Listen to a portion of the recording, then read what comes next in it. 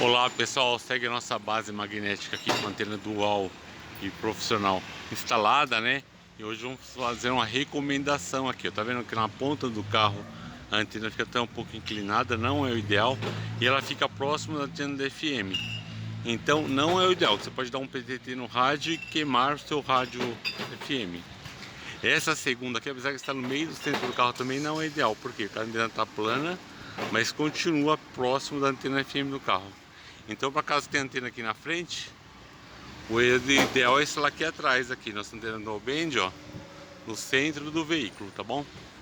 E caso a antena de FM for instalada lá atrás, a antena de RF vem aqui para frente, aqui, tá bom?